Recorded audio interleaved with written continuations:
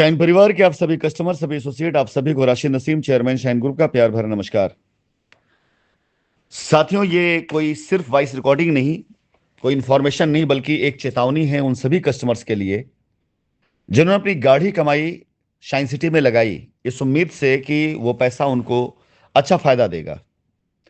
Company किसी कारणवश, किसी मुसीबत में, किसी भी वजह से अगर कंपनी फंस गई तो जानबूझ करके ऐसे दलालों की हाथ की कठपुतली वो बन गए, जिन दलालों का ना कोई ईमान था, ना कोई उनका धर्म था, और कुछ था उनका ईमान धर्म तो सिर्फ पैसा था।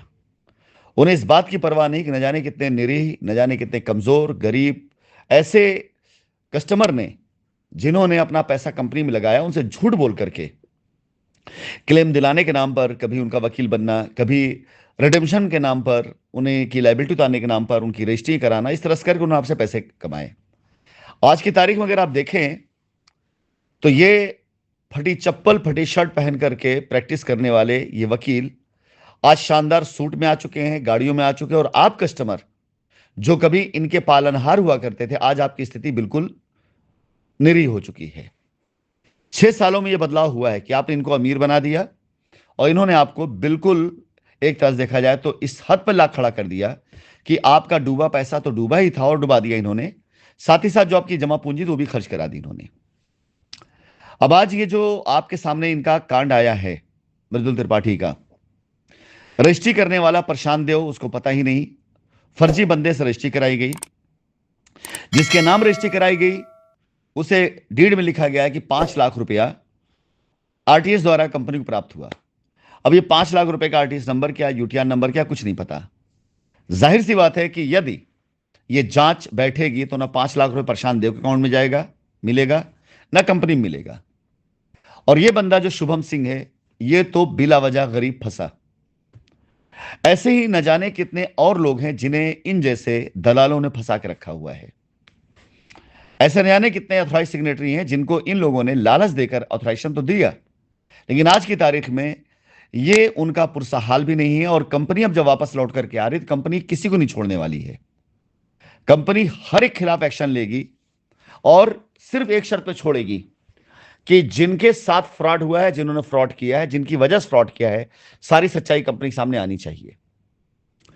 मृदुल त्रिपाठी की इस हरकत की वजह से कई कस्टमर, कई ऑथराइज सिग्नेटरी, कई गवाह इतने पीड़ित हो चुके हैं कि आज वो इस दलाल के खिलाफ न जाने कितने सबूत कंपनी को दे रहे हैं और दे चुके हैं।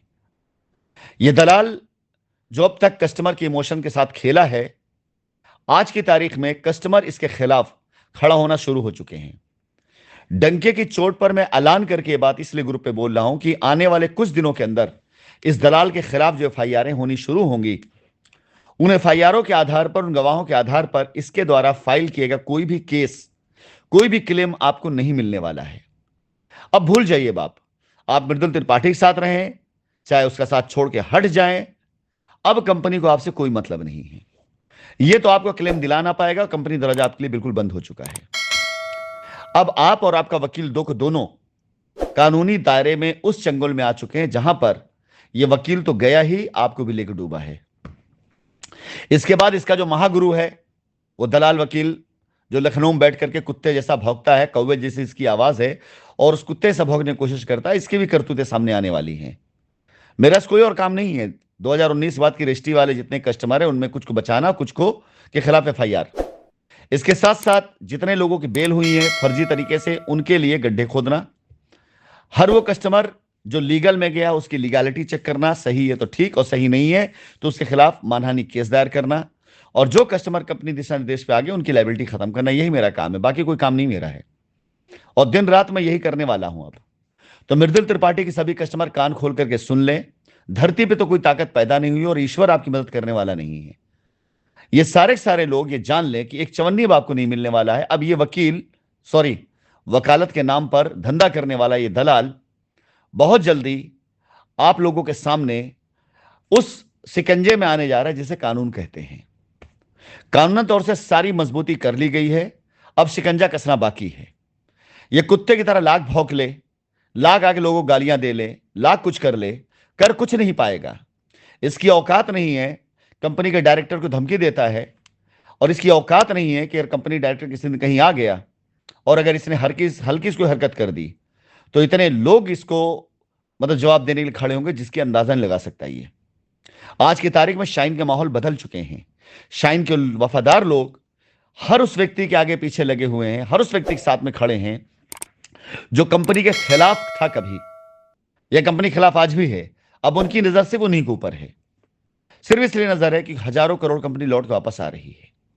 अगर कंपनी कुछ 100 करोड़ रुपए भी अपना बांट देगी ना वफादारों के लिए तो न जाने कितनी जिंदगी बन जाएगी।